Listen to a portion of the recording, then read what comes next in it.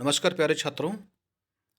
जैसा कि आप जानते हैं, जब भी आप इंग्लिश लिखते या बोलते हैं तो बहुत से वाक्य ऐसे आ जाते हैं जिसमें हम लोगों को तुलना करना पड़ता है।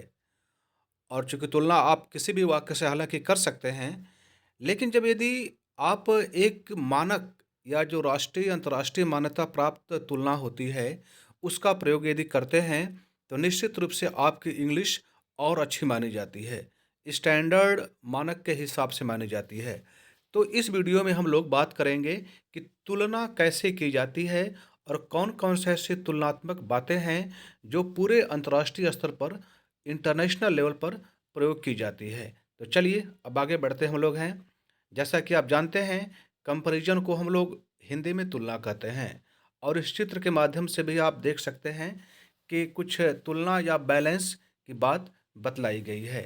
तो हम लोग अभी एक-एक करके तुलना को देखते हैं और यह पहला वीडियो है और आशा करता हूँ कि तुलना संबंधित इस पहले वीडियो में आपको बहुत सी नई बातें मिलेंगी।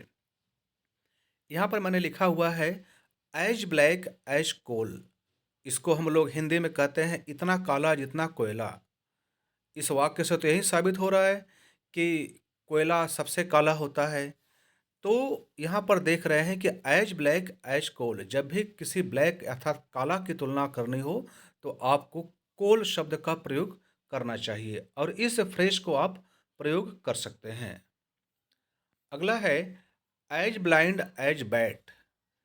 इतना अंधा जितना चमगादड़। हालाँकि यहाँ पर मैं आपको बतलाना चाहूँगा कि बैट तो एक क्रिकेट में होता है जिसका अर्थ होता है बल्ला, लेकिन जो दूसरा अर्थ होता है वह होता है चमगादड़।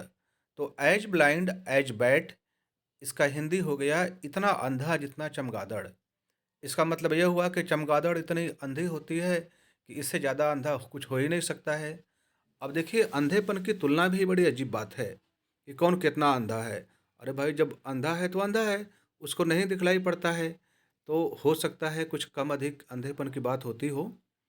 तो अब आप देखते होंगे, जब कभी कभी चमगादड़ उड़ता है तो कभी कभी इंसानों से भी टकरा जाता है, अर्थात उसको लगता है कि बस उड़ना है, चाहे कहीं भी टकरा जाए। तो अंधेपन की तुलना बैट से की जा सकती है। अगला है, एज ब्रीफ एज ड्रीम। इतना संक्षिप्त जितना स्वप्न।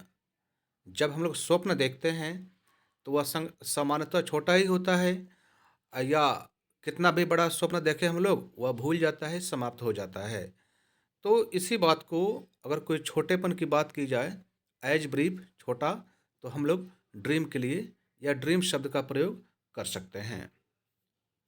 अगला तुलनात्मक शब्द है, वाक्य है, बात है, as bright as a day. इतना चमकीला जितना दिन। अब देखिए, उजाला करने के लिए आप ट्यूबलाइट लगाते हैं, सेफेल लगाते हैं, हैलोजन लगाते हैं, तमाम बातें या तमाम वस्तुएं आप प्रयोग करते हैं।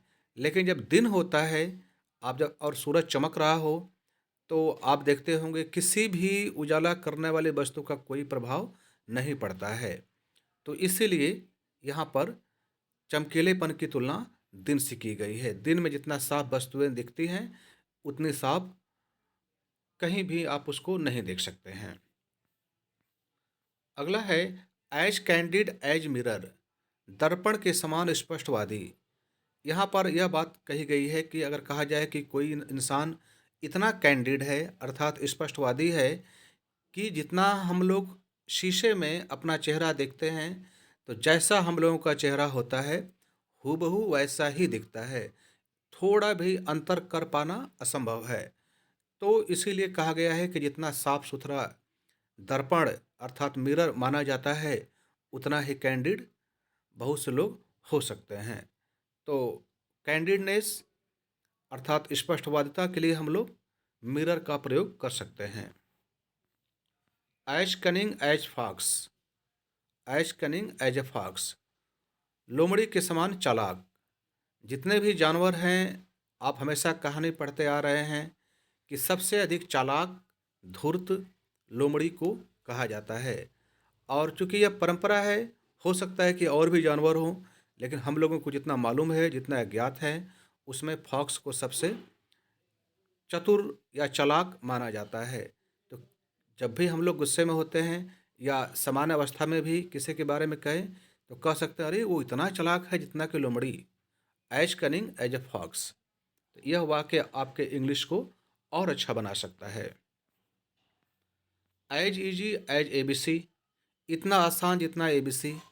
अब आप भली भांति जानते हैं, इंग्लिश आप जब पढ़ते हैं सीखते हैं तो सबसे पहले आप एबीसी लिखना सीखते हैं, और वह जब सीख लेते हैं और जब लिखने पढ़ने लगते हैं तो क्या होता है कि आपके लिए एबीसी कुछ समस्या दिखती ही नहीं है, लगता है कि एबीसी तो बहुत ही आसान होता है। तो तमाम ऐसे बातों के लिए हम लोग कह सकते हैं कि अरे वह कोई कठिन काम नहीं है, बिल्कुल वह एबीसी है, अर्थात बहुत ही आसान है। तो इतना ही आज हम लोगों ने तुलना सीखा और आपने देखा, और निश्चित रूप से आपके लिए बहुत ही ज्ञानवर्धक रहा होगा। तो प्यारे छात्रों, इसको आप नोट अवश्य करें, और नोट नहीं करेंगे तो फिर अभी आपको याद हुआ है और बाद में भूल जाएगा। और नोटबुक आपके पास रहता है और ये वीडियो आपके पास नहीं भी रहता है तो नोटबुक बनी रहेगी, अब उसमें से आप देख सकते हैं। अब एक छोटा सा होमवर्क आपके लिए, HW का मतलब है होमवर्क। मैंने यहाँ पर एक वाक्य लिखा हुआ है, एज चेस्ट एज मिनरवा, में मिनरवा क्या है। अब ये भी देखिए एक तुलना ही है, लेकिन आपको यदि आप इसका पूरे का वाक्य अर्थात as chaste as mirror Minerva का अर्थ आप बतला सकते हैं तो अच्छी बात है। यदि नहीं बतला सकते हैं तो कम से कम आप बतलाएं कि मिनरवा का क्या अर्थ होता है। और यह आपके लिए होमवर्क है और आपके उत्तर का मैं इंतज़ार कर रहा हूँ। तो नोट करें, लिखें, याद करें, आगे बढ़ें। धन्यवाद।